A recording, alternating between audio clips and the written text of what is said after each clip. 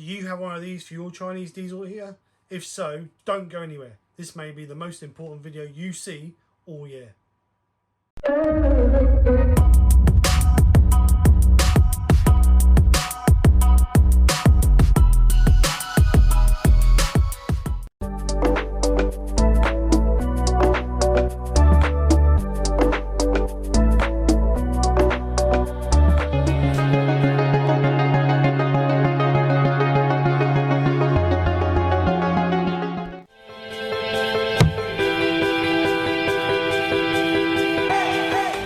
So as we all know, to turn the heaters on, we have to press and hold the power button for 2 to 3 seconds. This initiates a power up sequence, which the controller goes through. And then again, when we shut down, we have to push the button for 2 to 3 seconds, and this initiates a shutdown sequence. Now we need to keep those start up and shut down sequences, because if not, the heater's going to get all carboned up and it's going to cause problems further down the line. So what we need to do, we need to trick the controller to think that we are pressing the button to shut it down. Then it'll go down the cool down sequence, and then once the temperature gets below our room temperature, we then need to trick the control panel into thinking that we're pressing the button again to start the machine up. So to do that, we're going to have to do that over several different stages via a room stat. This is just a household room stat. And then we need a controller to tell it to put power to the on-off button of the controller for our set time. So we have here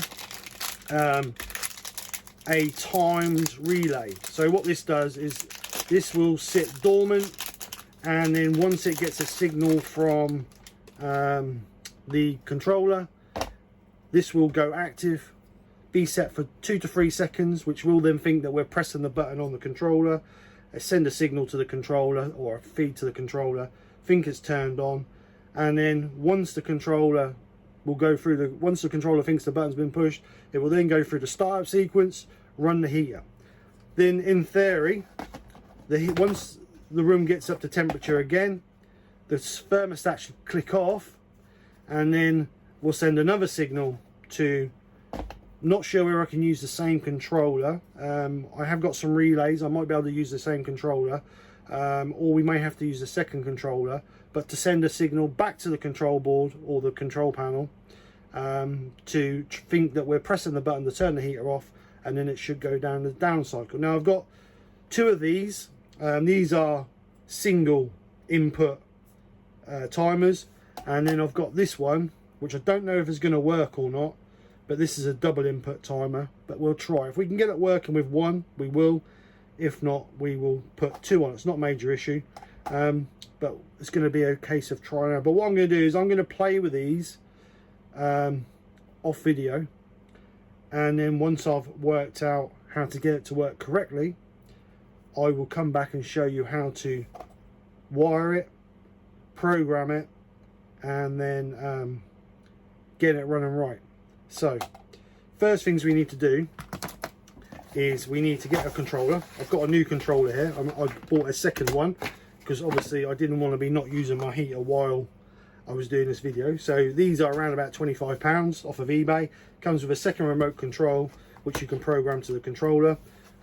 This is our power button on and off, and like I said before, we have to press the button for a few seconds to tell the controller that we're powering up, and then the same to turn off. So that's what we're tricking the controller to do. So what we need to do is we need to get this apart. This switch will either be soldered on with 2 or 4 terminals, depending on how many. What we need to do is we need to take some wires from the non-fed side. So what will happen is 12 volts will come into the switch, and then when you press the button down, it will sell 12 volts through the switch to the to the feed side of the control board, which will then activate the startup or shutdown sequence. So what we need to do is we need to put some wires on the side that are not fed. So what happens then is when our controller kicks into play, it will send a feed to the non-fed side of the switch, and then it will think the button's being pushed, hence voltage coming through. So anyway, I'm going to get some small screwdrivers, get this controller apart, and then once we're apart, we'll do some testing and we'll find out exactly what terminals we've got to solder to. So to get these controllers apart, the screws are underneath this front panel here, so we need to get this front panel off. So I've got a parting tool here, which we're going to just run down between the plastic casing and the cover. We don't want to be damaging it. Don't forget, it's got to go back on, so don't damage it. It's got glue on the back of it, so we're just going to lay it face down so it doesn't stick to the counter. And then we've got 4 Phillips screws, as you can see there, so we're just going to remove those. So 4 Phillips screws we're just going to remove.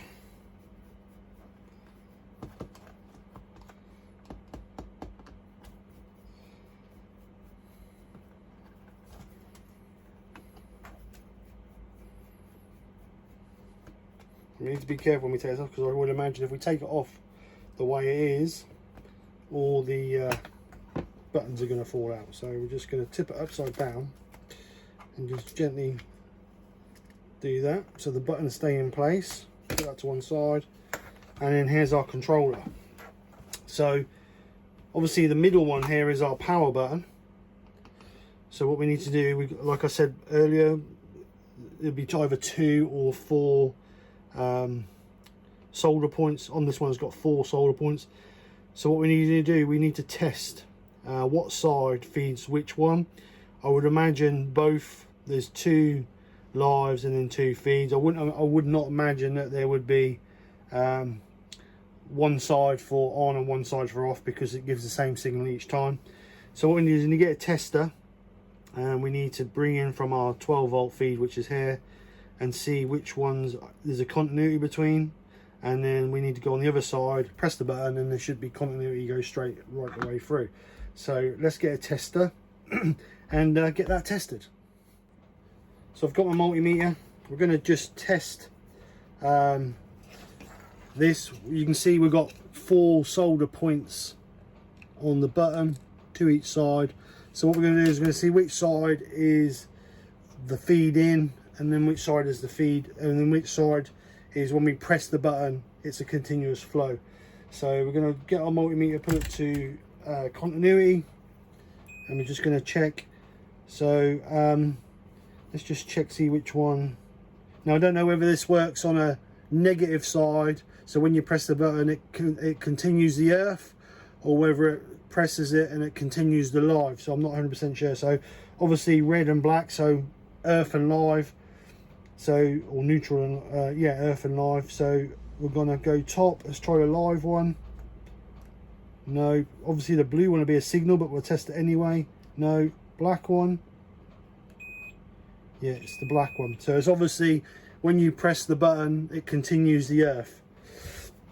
So that's the top one. Let's just make sure the top ones then are both together.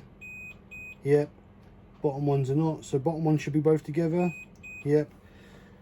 So when we put it on one top and one bottom and press the button, it should go. Yep. Perfect. So what we need to do is we need to solder, I don't know if you can really see that, we need to solder a wire on the top one and a wire on the bottom one, so when the room stack gets to temperature, all it does is continue that loop like those two will be in touch together, and that will tell it to shut down, or if it's coming to temperature or it's too cold, it should tell it to start up. So the next thing we need to do is we need to get some wire, and we need to solder 2 wires, one on the top, one on the bottom. So I will get the soldering iron out, and we will do that now. What I've got, because I don't know how far away I'm going to have the room stack and the controllers away from the actual controller, I'm going to connect. I've got some of these plugs that just plug into each other for quick connections. So with this, obviously I can extend this to whatever length I want. So what I'm going to do is I'm going to solder this onto my switch, and that'll come out at the bottom of my controller. It doesn't matter which one goes onto which, because all we're doing is we're making a continuous circuit anyway. But what that'll do, that will just allow me to test and get the controller back together, and then we can mess around with the rest later on. And then once I've got it working properly and I decide where I'm going to put everything, I can then extend this to wherever I want it, and then that's just a case of plugging it in. So that's what I'm going to do. These are cheap enough. You can buy perhaps 10 of these for 3 or 4 quid off of eBay. So these are cheap enough. What I will do, everything that I use I will list in the description below, so if anybody would like to have a go at this, then everything is there. So let's get this soldered in. So it's just going to be a case of just gently touching it on there and soldering it up. Don't want too much heat on the control board, because it won't do the control board any good. Tip's a little bit big for this.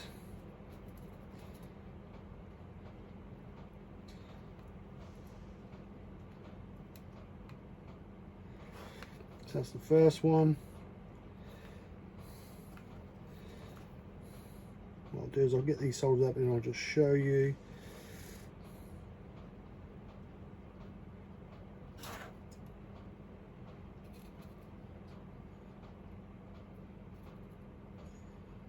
That's the second one. So as you can see, red on the top, black on the bottom. What we're going to do is we're just going to plug this in into our thingy.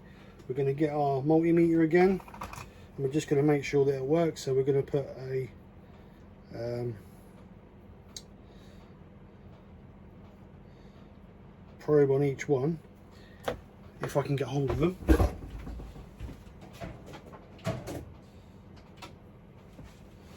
We'll use some jump wires just to connect to them. Just make life a little bit easier.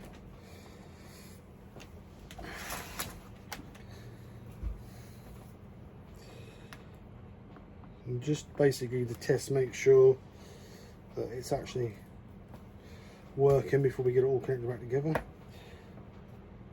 Yep. So when I press my button, it's reading. So we know that's working fine. So let's get that off, turn that off, get rid of these jump wires. We can disconnect this. So now what we can do is we can rewire this through. If you wanted to, you could put some hot melt glue in there just to hold the wires a little bit more secure. But I'm not going to bother. I'm just going to feed them out the bottom of the controller, like so. So now we can get the controller back together. So let's get the controller, oops, back together. So get that turned over, hopefully so the wires don't fall out.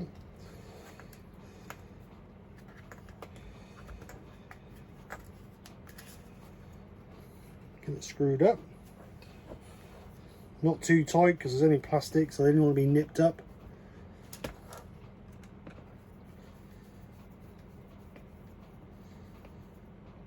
And really that's it on the controller side of things. We shouldn't have to touch the controller anymore.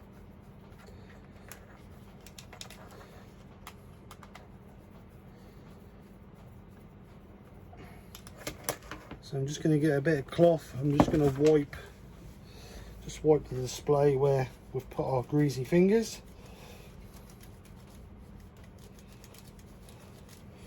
Because if not, we'll be seeing that when that's illuminated. Like so. And then we can get this put back down. It says without dropping it.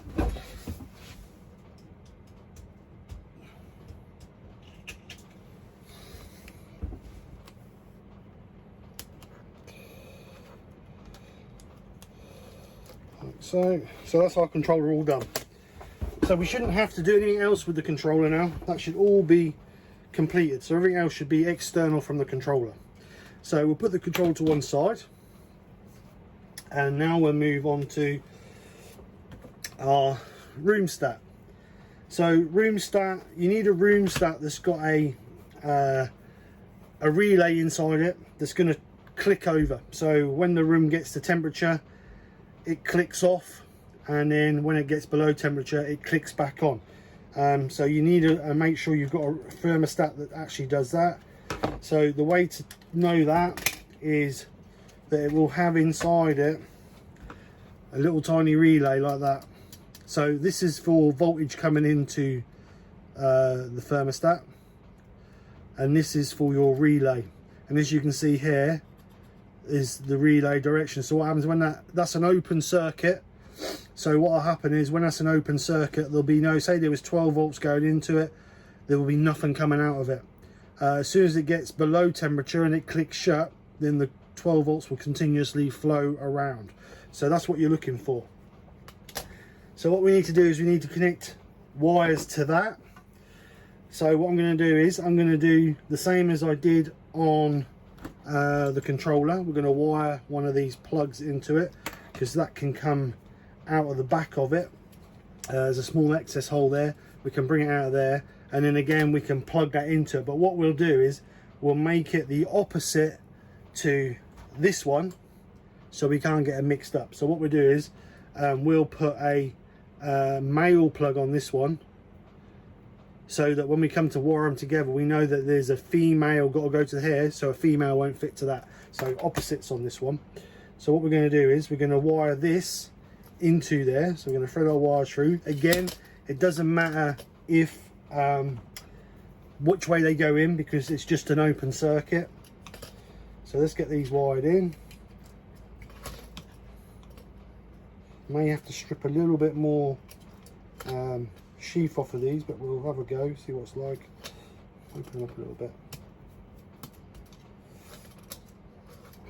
Just put it through, and then we can let it go through there. Yeah, put it the other way, and then we can thread it through afterwards. So we're going to put our first one in. Just nip it up.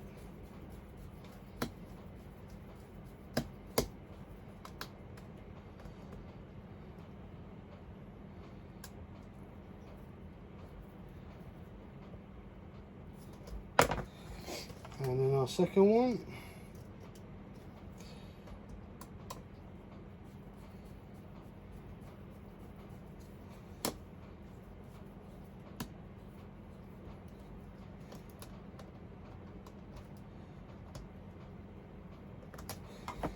So they should be connected. So what we're going to do is just going to make sure that they are connected. So we're just going to check each one, making sure that we've got connection. So red one goes down far enough.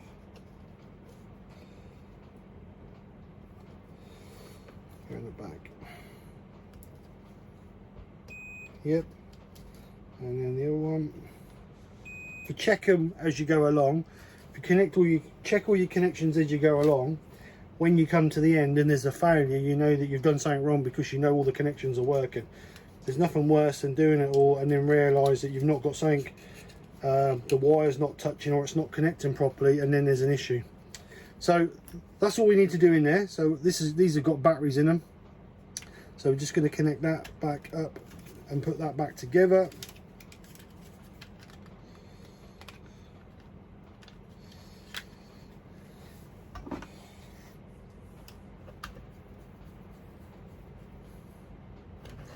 So we've got our controller, we've got our thermostat wired, we've got our controller wired.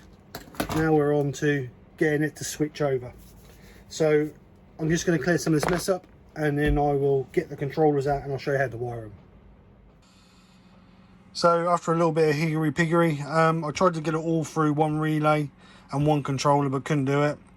So I've had to go through two controllers. It was just so unreliable. 1 minute it'd work, then it wouldn't work, and I think it was down to the change in time of the relay. Sometimes the controller would pick up the signal, sometimes it wouldn't pick up the signal. So I've decided to go with two controllers anyway. They're only about £6 each, so it's not a major expense. So we've got this timer will turn the heater on, this time we'll turn it off. So the thermostat controller, as you can see, is set to 30 degrees, so you just see that one fire up and turn on. So if I turn the timer or the temperature unit down, then this one, as soon as it comes on, this one should fire up for 3 seconds. There you go, for 3 seconds, saying it's turned the heater off. And then obviously the room will cool down, and then when the temperature gets below what it needs to be, this is just extreme settings, this one should tell it to fire back up. That might not fire straight away because this controller has a 15-minute cycle on it, so only checks the heat every so often. But it's working. We're going for a 5-pin relay, and it's working on and off, so we got there eventually. I've started doing a wiring diagram. I will finish that off and then put it on screen so you guys can pause the video and copy the wiring diagram. If you'd like a copy of the wiring diagram, message me and I will email you a copy over so you have it. So once this registers, this timer should fire, and then that would tell our heater to fire back up. I've set them for 3 seconds at the moment. I don't know if it's too long or too short. May only need to be a couple of seconds, but we can adjust it on these panels here. So I'm not going to show you how to set it because your controllers may be different. But wherever you get them from, it should show you online how to set the controllers ready to, you can set them from 1/100th of a second right up to like 99 minutes. So loads of aspect there, and like I say, I only need to be on for 2 to 3 seconds, but I've set them at 3 seconds, and we will see if that's enough or too much. If it's too much, and it might try and turn it off again, but we will try that and see what happens. So what I need to do now is, obviously we need our outputs to go to our controller, but first things first, I want to design a box. There you go. So that's now telling it to call for heat. Perfect. Right, so what I want to do now is I want to design a control box to put all these in, so they're all neat and tidy, and then just have the 12-volt feed coming out, the feed for the controller, and then the feed for the actual heater controller. So that's what I'm going to work on next. So let's get over to Tinkercad, and get a 3D printed box designed for these controllers so that we can mount them in, and then we can move on from there. But at the moment, happy I've got to go. Shame I couldn't get it through one controller, but like I say, it was a little bit unreliable. 1 minute would work, then it won't work. So I thought, you know what, for the sake of a second timer, we'll put a second timer on. So anyway, that's where we are so far. Let's get over to Tinkercad. This is what I have come up with for my timer box. So in here we have 2 beds, one for one timer, one for the other timer. The relay would sit in here. I've put holes through there and through there for a little bit of ventilation, and what I've also done is I've put holes there and there so the heat can escape into this chamber here, so it shouldn't overheat our timer boards. All our wiring will sit in this area here. We have an exit hole here for our 12-volt input, exit hole here for the wire going to our stat, and an exit hole here going for a wire going to our heater control unit. It's not a huge box. It's only 100 millimeters by 120 millimeters by around about 50 mil deep or 50 mil high. And then we've just got a basic lid with a couple of tabs, these which will be screwed held on by this hole here and this hole here. So nothing rocket science, just basically enough to do what it needs to do. It's a little bit bigger here than what it needs to be, but I don't like this. I don't want to see all the wires, crammed in there. It's better to have a little bit of breathing space. And if it does get warm, being a little bit bigger will give it a little chance to breathe. So I've exported that to my slicing software for my 3D printers, and it shows that if you look here, little bit of red in there. That means that this should have a little bit of supporting, really. Same as here and here, because there's an overhang. But being round, our printer just won't be 100% perfectly round, which I'm not too worried about because it's only for air ventilation and you're not going to see it anyway once everything's together. So what we can do now is we can actually send that over to the printer and print that off, and then we should be ready to assemble it all and make good. So what I'll do is I'll get this over to the printer and printed. As soon as it's printed off and I've assembled everything inside it, I will come back to you guys and show you what I've got. I think we're there. I think we've all got it finished. The only thing I wish I'd have done, I wish I'd have run this wire, through here, so that can be mounted on the front there. But it's a minor issue. So all wired up inside the box, all wired up. But before I go through how that's all wired in there, I want to quickly go through the wiring diagram and how it works, because I think if you understand how it works, it gives you a little bit more of a chance to realise how to wire it. So this is the rough wiring diagram I've done. We've got a heat controller, or a heater controller, sorry, excuse me. This is a enlarged picture of the power button. So your power button may be slightly different. You may only have 2 terminals on your power button, but I've got 4. So the top 2 are the 5-volt feed from the motherboard of the heater, or the controller of the heater, and then the bottom 2 are no feed until you press the button. So basically what you do when you press the button, you're just making a continuous circuit between these 2 terminals here to tell your heater to turn on or turn off. So what we need to do is we need to connect a wire to the positive side of that, which is our 5-volt feed, and then the other side of that. So then basically when our timers turn on, it's just like we're pushing a button by closing the relay. So run our 2 wires out of our controller. On your timers you'll have 3 terminals on the output, normally closed. This means that when the timer is not being activated, there is a connection between these 2 terminals. So if they was connected to that one and that one, that would be a continuous circuit out. So we don't want to be using normally closed, we want normally open, because we don't want it to activate until our timer comes on. So you go to normally open, so that means this is open here, there's no connection between these 2 while the timers are dormant. So connect one wire, doesn't matter which way you go around, but I've connected the 5-volt to the common, and then I connected the other side of the switch to my normally open. They can be looped in and looped out between each other, and then just 2 wires going back to your controller. So that's the connection to the controller. So on the other side of these timers, you have a 12-volt plus. I'm using 12 volts. These will run from, I think, 3 volts to 30 volts, or it might be 5 volts to 30 volts, but I'm using 12 volts. So I've got my 12-volt plus, my 12-volt minus, my plus signal that tells the timer to activate, and then my minus signal. So 12-volt can be connected to your power supply, so you can loop in and loop out to your power supply on the 12-volt plus. On the 12-volt negative and the signal negative, they can all be looped in and looped out to both, and then sent straight back to your power supply to give you your negative. And then your signal plus comes directly from your relay. So moving over to the Thermostat. The Thermostat is basically an expensive relay.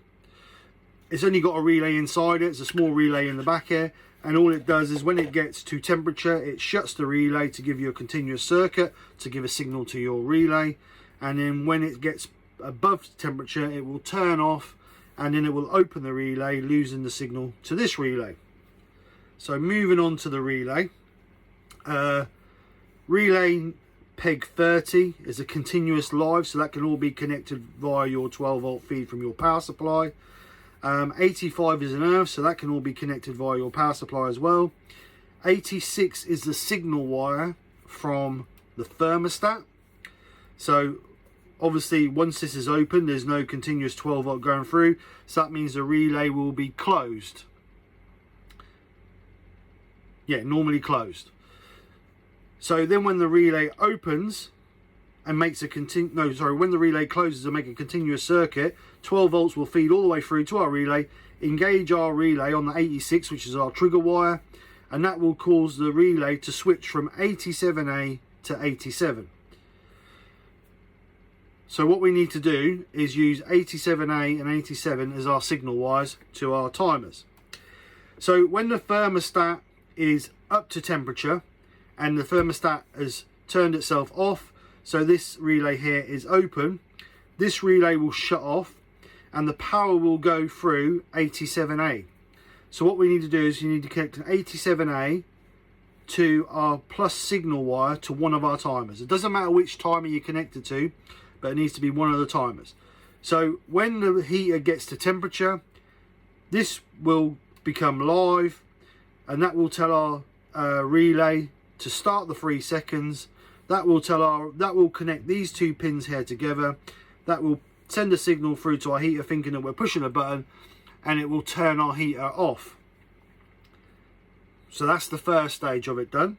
So what we need to do now is, when our thermostat gets below temperature and turns itself back on, clicks on, hence closing the relay, that sends a signal to 86, engages the relay, so the power goes from 87A to 87.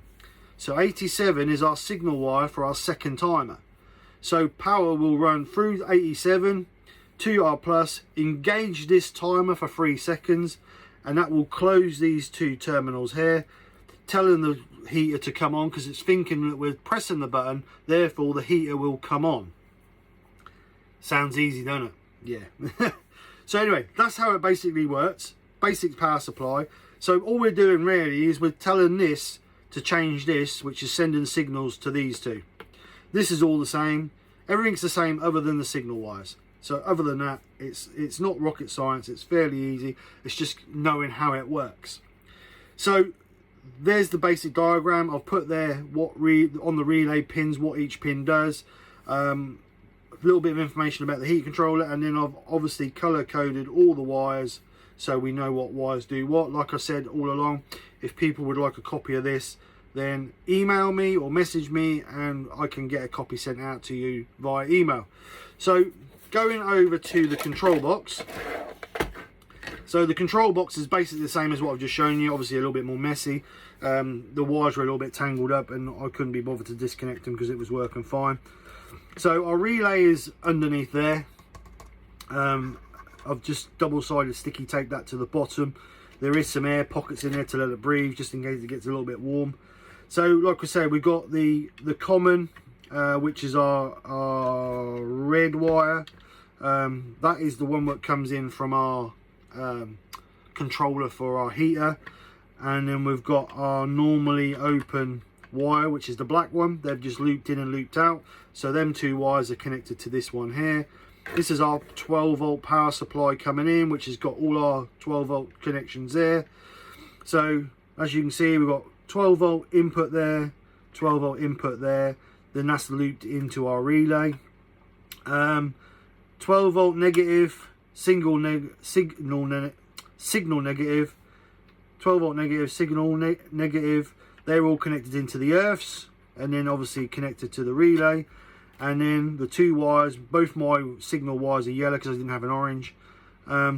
So we've got signal wire 1, which is going to, I think that is 87A, which is closed when not engaged, is for that timer. And then signal wire 2, which will be on 87, which is signal wire when engaged, coming into that board. So this is my off board, this is my on board, and then what happens is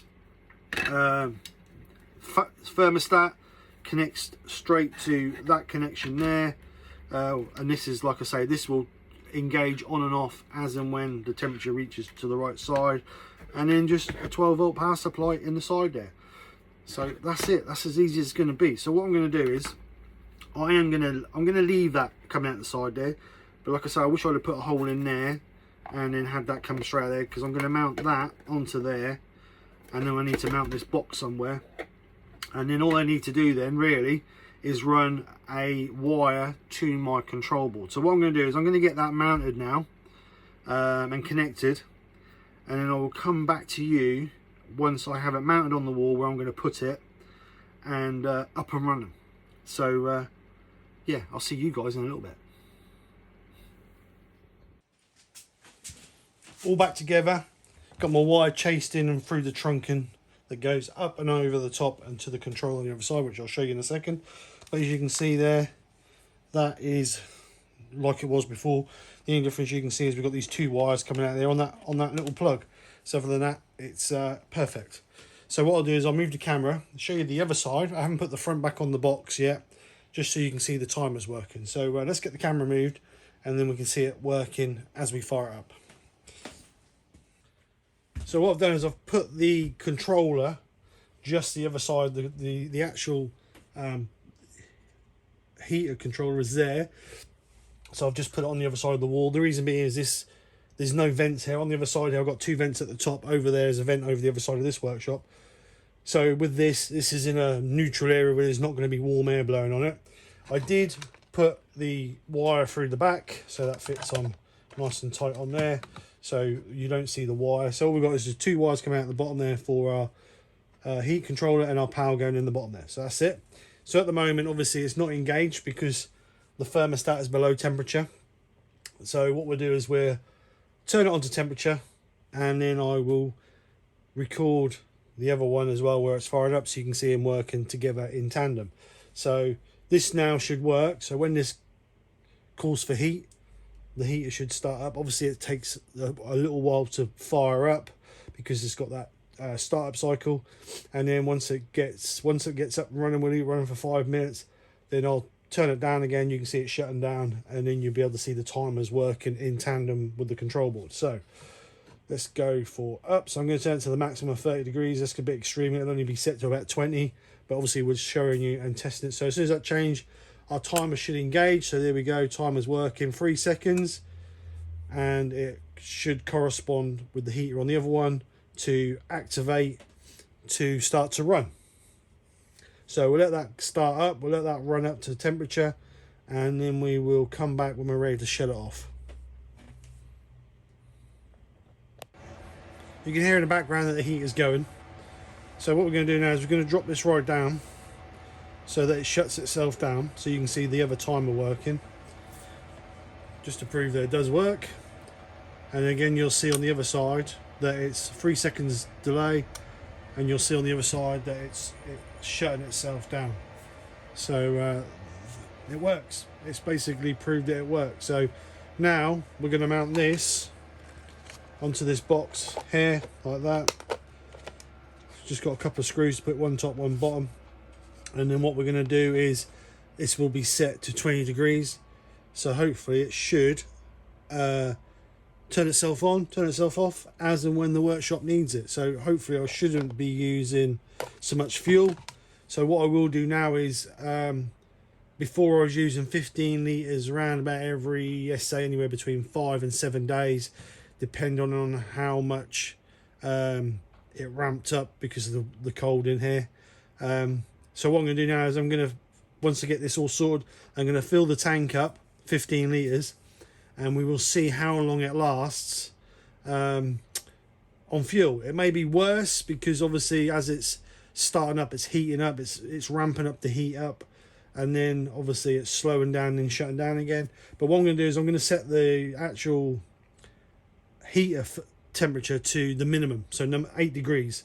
So what that'll do is once it's in here and once it's done its ramp up cycle to once it's initially started, it'll slow down, tick over to 8, and then once that'll gently heat the room, and then once that'll do that will shut down. The reason being, I think if I had it so it was running hard to heat the room quicker, number one, it's going to be starting and stopping more often, so I think the machine may get carboned up a little bit because it's stop start. So I think it needs to run for an initial amount of time to clean all the burn chamber out from the initial startup, because we all know that keep starting creates a little bit of carbon. So hopefully that's going to overcome that. And then also it'll take longer to warm the room up, so it'll run a little bit longer but on lower fuel consumption, because when it's running fast it'll burn more fuel. So that's my theory. But what I will do is I will test it over a couple of different tankfuls, and then I will do an update video on how it's working and which is the best setting, whether it's better to run it on low setting to warm up slowly, or whether it's better to warm it up faster and turn it off quicker. But that will be an upcoming video. So anyway, that's it working. You can see it works. You can see it does what it's meant to do. So other than that, that's about it really. So this has been running now for 2 to 3 days and it's working pretty well. It's turning itself on, turning itself off. It's keeping the workshop at a more consistent temperature, fluctuating between, I've got it set for 20 degrees, so it's fluctuating between 20 and 18 degrees, so that's a nice happy medium, so it's working well. Obviously it's not cold at the moment, so it's nice to see how it works when it's really cold. We've got a cold spell coming in this week, so we're going to see how that works. As for fuel consumption, I'm going to be testing that. At the moment I've got it set on low setting, so as it when it comes on, once it's built up to temperature, it's then shutting itself down to the minimum, just ticking over, so that takes a little bit longer to warm the workshop up. My theory behind that would be that it's burning the carbon off from the startup cycle, but what I will do is I will test a week or so on, actually we'll do it on tanks. We'll do a tank full of kerosene running that way, and then we'll do a tank full of kerosene where it comes on. I'll set the heater to the maximum, so it's heating the workshop quicker, but the heater's running a lot harder, and then we'll see which is the best fuel consumption.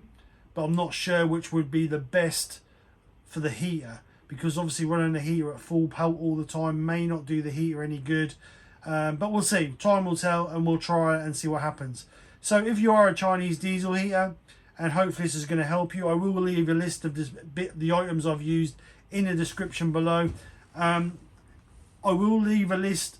I will leave where I got my timers from, but you may be able to get yours locally, more competitive price.